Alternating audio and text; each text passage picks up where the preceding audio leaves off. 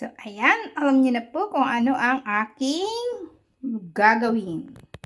Yan po ay embutido, pork chicken embutido. Pinaghalo ko yung dalawa. Ayan po ang kanyang mga ingredients. I-mix ko na lang po. Ayan. Mayroon tayong bawang, sibuyas, itlog, paminta, carrots, bell pepper, egg and cheese, breadcrumbs, ayan, pasas at saka sweet,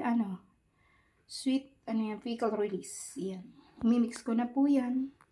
And then, babalutin at magkakaroon na tayo ng pork and chicken embutido. Dadalhin ko po yan sa dorm ng aking anak. Yan lamang. Thank you. Bye-bye.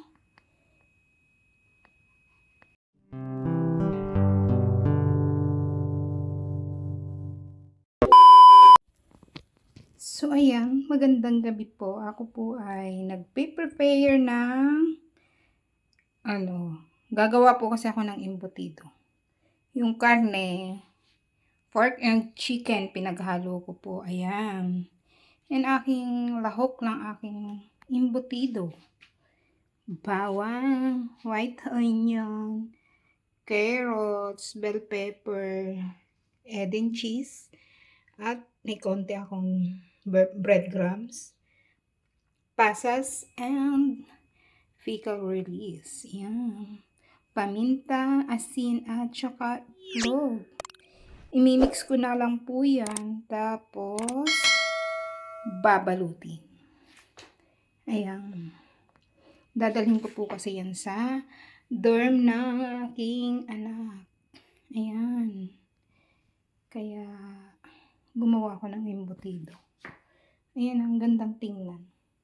Parang walang karne, pero mayroon po yan nasa ilalim. Sa kawali ako kasi yan ay malaking lalagyan. Magandang maghalo po dyan. Ayan. Hindi na ako kumuha ng mga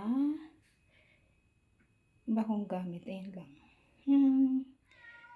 Thank you for watching. Bye-bye. So, ayan, mix na po natin ang ating embutido. Ayan. Sa kawali na ako nag-mix para malaki. Ang hirap lang na iisang kamay. Ayan, naikot din yung aking kawali. Mag-gloves naman po ako.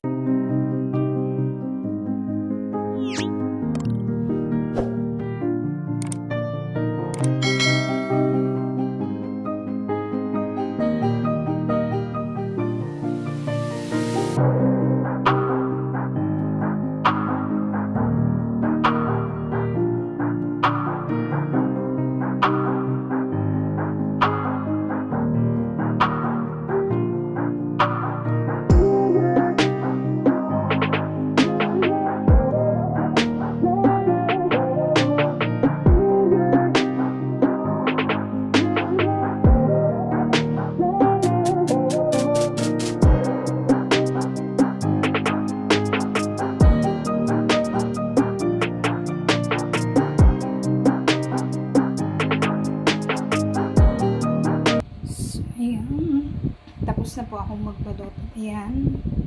Nakagawa po tayo ng 8 peraso. Ayan. Hindi lang para parehas yung laki, pero ang laman ho niyan ay para parehas din. Kasi may sukat po. May sukatan ako. Kaya para parehas ang kanyang laman. Yung pagbalot po kasi hindi pa ako sanay. Ayan. Yung laman. Thank you. Lulutuin ko na po siya. So, ayan, buksan natin yung embutido. Ito yung tingnan ko kung okay. Okay. Nasunog ako. Bagay, balat lang naman. Kaya lang, syempre, titingnan natin yung loob.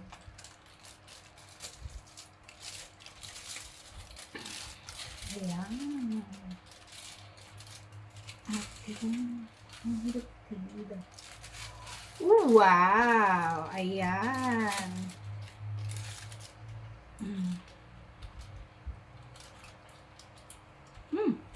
Harap. Okay naman siya. Ayan lamang. Thank you. Ayan. Yung balat lang naman. Yan. Aking embutido.